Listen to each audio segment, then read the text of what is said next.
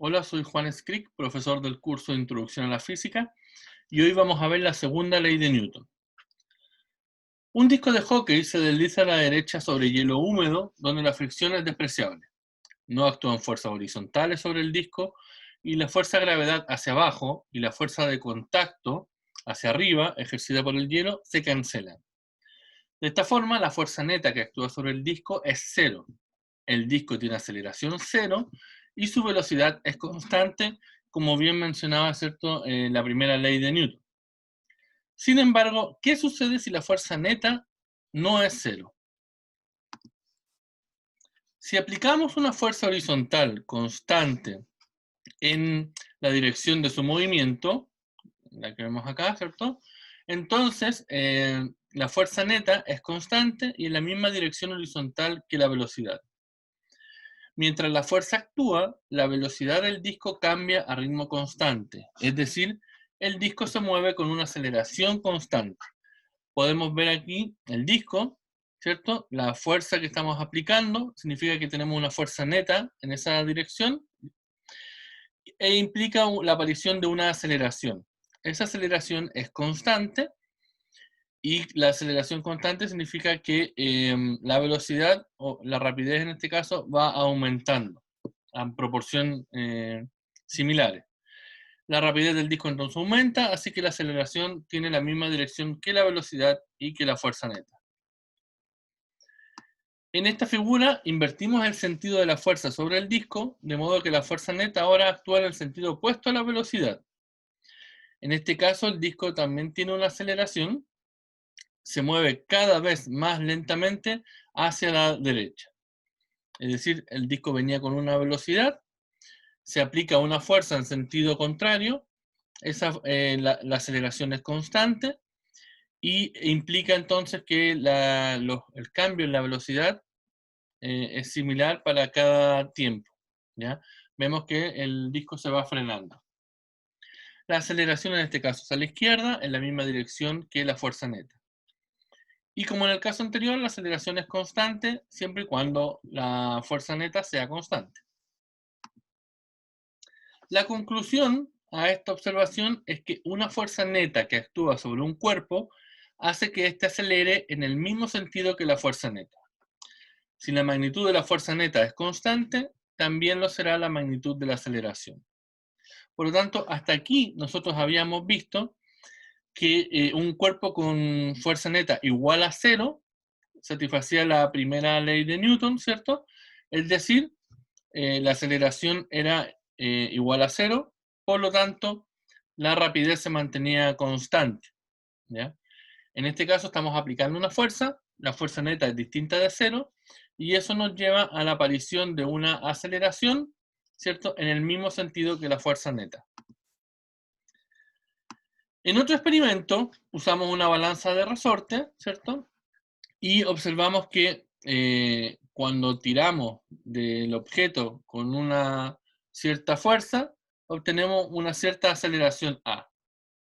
Si duplicamos la fuerza que estamos aplicando, se duplica también la aceleración. Y de hecho, si reducimos a la mitad la fuerza neta que estamos aplicando, se reduce a la mitad también la aceleración. Eso implica que muchos experimentos similares muestran que para un cuerpo dado, la magnitud de la aceleración va a ser directamente proporcional a la magnitud de la fuerza neta que estamos aplicando, ¿ya? De forma que hasta ahora tenemos dos conclusiones. Una es que cuando aplicamos una fuerza neta, aparece una aceleración en el mismo sentido que esa fuerza. Y dos, que la aceleración que aparece es directamente proporcional a la magnitud de la fuerza que estamos aplicando. Veamos ahora la asociación entre masa y fuerza. A partir de los resultados obtenidos, se define entonces la masa inercial, o simplemente la masa, como la siguiente ecuación, ¿ya? La masa entonces es la fuerza neta partida por la aceleración. ¿Okay? La ecuación anterior indica que cuanto mayor sea la masa, veamos esta ecuación de acá, por ejemplo, entre mayor sea la masa, más se resiste el cuerpo a ser acelerado. Es decir, entre más grande sea la masa, más pequeña la aceleración. Por ejemplo, si golpeamos una pelota de fútbol, y una pelota de bolos con la misma fuerza, en este caso, por ejemplo, 1 kilonewton, ¿ya? La bola de bolos tendrá una aceleración mucho menor porque su masa es mucho mayor, ¿ya? Por lo tanto, el efecto sobre un objeto u otro, al aplicar una fuerza de igual magnitud, va a ser diferente debido a la masa que tenga dicho objeto. ¿Okay? La unidad de masa en el sistema internacional es el kilogramo, y podemos usar este kilogramo para definir el newton. Recordemos nosotros que el newton es la unidad de medida, ¿cierto?, de una fuerza. De manera que la fuerza neta es igual a la masa por la aceleración. Esto implica que un newton va a ser igual a 1 kilogramo metro partido por segundo al cuadrado. ¿Okay? Uno puede medir una masa desconocida aplicando la misma fuerza a una masa conocida, ¿ya? Por ejemplo, si tenemos acá una masa conocida, un patrón, ¿ya? Y aplicamos una fuerza, vamos a obtener que el cuerpo se acelera. Si ahora aplicamos la misma fuerza neta a una masa desconocida y medimos la aceleración, podemos igualar acá las fuerzas y obtener esta ecuación para, de alguna manera, obtener cuánto es la masa del objeto desconocido. Recordemos que en última instancia, la masa de un cuerpo va a estar relacionada con el número de protones, electrones y neutrones que contiene, ¿ya? Ahora, no hay manera práctica de contar estas partículas, por lo tanto, el concepto de masa es la forma más fundamental de caracterizar la cantidad de materia que un cuerpo contiene. Enunciado sobre la segunda ley de Newton. Newton juntó todas las observaciones y resultados experimentales en un solo enunciado conciso que ahora se conoce como la segunda ley del movimiento de Newton, que dice lo siguiente: si una fuerza externa neta actúa sobre un cuerpo, este se acelera. La dirección de aceleración va a ser la misma que la dirección de la fuerza neta. El vector de la fuerza neta es igual a la masa del cuerpo multiplicada por su aceleración. Es decir, tenemos esta expresión: fuerza neta es igual a masa por aceleración. De este modo, si queremos que un objeto alcance una muy alta aceleración, lo que tenemos que hacer es aplicar una fuerza neta muy grande y tener una masa muy pequeña. Por ejemplo, acá tenemos el caso de una moto. Tenemos un motor muy potente que genera una fuerza muy grande, ¿cierto? Y una carrocería muy ligera, de manera que la masa sea pequeña. De esta forma, la moto alcanza una aceleración muy grande. Hay 4 aspectos de esta ley que merecen especial atención. Primero, la ecuación es vectorial. ¿Okay? Fuerza neta es igual a masa por aceleración. La fuerza neta es un vector, la aceleración es un vector. Normalmente vamos a usar la forma de sus componentes, ¿ya? Con una ecuación para cada componente de fuerza y aceleración correspondiente. La fuerza neta en X, por la masa por la aceleración en X, y así respectivamente. Segundo, es que el enunciado se refiere a fuerzas externas, es decir, a fuerzas ejercidas sobre el cuerpo por otros cuerpos de su entorno. Un cuerpo no puede afectar su propio movimiento ejerciendo una fuerza sobre sí mismo. Esto es como que yo me tomara del cinturón o de acá de la camisa, ¿cierto? Y aplico una fuerza hacia arriba y pudiera levantarme. Eso no ocurre, ¿ok? Por lo tanto, tienen que ser fuerzas externas sobre un cuerpo. Tercero, las ecuaciones solo son válidas si la masa es constante. Para sistemas como camiones con fuga en su estanque o los cohetes, ¿cierto? Lo mejor es usar la cantidad de movimiento, que no lo veremos en esta oportunidad, lo veremos más adelante. Por lo tanto, vamos a asumir en estas leyes de Newton, ¿cierto?, que la masa es constante. Y por último, la segunda ley de Newton solo es válida en marcos de referencia inerciales, lo mismo que ocurría con la primera ley de Newton. Normalmente vamos a suponer entonces que la Tierra es una aproximación adecuada para un marco de referencia inercial, aunque estrictamente hablando sabemos que debido a su rotación y movimiento orbital no lo es.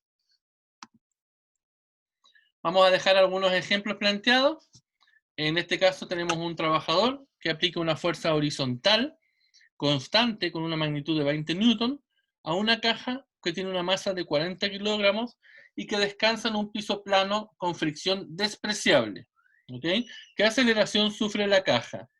Entonces, en este caso vemos que tenemos el peso, ¿cierto? Tenemos la fuerza normal, debido a que está en contacto con el suelo. La fricción es despreciable, la sacamos y tenemos esta fuerza. ¿Ok? Hay que calcular la aceleración, lo veremos en un próximo video. Tenemos también el caso de que una camarera empuja una botella de salsa de tomate, ketchup acá, con masa de 0,45 kilogramos hacia la derecha, sobre un mostrador horizontal liso. Al soltarla, la botella adquiere una rapidez de 2,8 metros por segundo, pero se frena debido a la fuerza de fricción horizontal constante ejercida por el mostrador. ¿Qué magnitud y dirección tiene la fuerza de fricción que actúa sobre la botella? ¿Ya? Aquí ya tenemos un adelanto, ¿cierto?, de lo que es el diagrama de cuerpo libre de este objeto. Ahora, sobre las unidades. En el sistema métrico CGS, la unidad de masa es el gramo, es decir, 10 elevado a menos 3 kilogramos. Y la distancia se mide en centímetros, es decir, 10 elevado a menos 2 metros. De esta forma, la unidad CGS de fuerza se denomina DINA y su magnitud es 1 gramo, centímetro partido por segundo al cuadrado, que es la aceleración. Esto implica que obtenemos que una DINA es igual a 10 elevado a menos 5 newton. ¿Ya? Esa es la equivalencia que hay entre el sistema CGS de fuerza y el sistema internacional de fuerza. En el sistema británico, la unidad de fuerza es la libra o libra-fuerza, y la unidad de masa es el slug. En este caso, slug, la tradición es babosa, ¿ya? Lo vamos a dejar simplemente como slug. La unidad de aceleración es pie por segundo al cuadrado, feet por segundo al cuadrado, de manera que la unidad de fuerza es una libra, es igual a un slug por pie segundo cuadrado. La definición oficial de libras, entonces, que una libra es igual a 4,44, 82, 21, etcétera, newtons. ¿Okay? Conviene recordar siempre que entonces que una libra es aproximadamente 4,4 newton y que un newton es aproximadamente 0,22 libras. ¿Ya? Y las unidades de fuerza, masa y aceleración en los tres sistemas de referencia se resumen acá.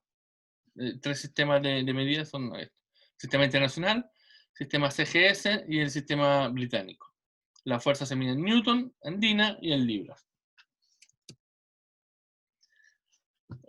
Finalmente dejamos un problema planteado de comprensión de la materia que dice: ordene las siguientes situaciones de acuerdo con la magnitud de aceleración del objeto, de la más baja a la más alta. Hay casos que tengan la misma aceleración, por lo tanto tenemos un objeto de 2 kilogramos sobre el cual actúa una fuerza neta de 2 newton, otro objeto de 2 kilogramos sobre el cual actúa una fuerza neta de 8 newton, un objeto de 8 kilogramos sobre el cual actúa una fuerza neta de 2 newton, y un objeto de 8 kilogramos sobre el cual actúa una fuerza neta de 8 newton. Entonces lo dejamos planteado y lo resolvemos en clase el jueves. Bueno, eso ha sido todo por hoy. Nos vemos en un próximo video.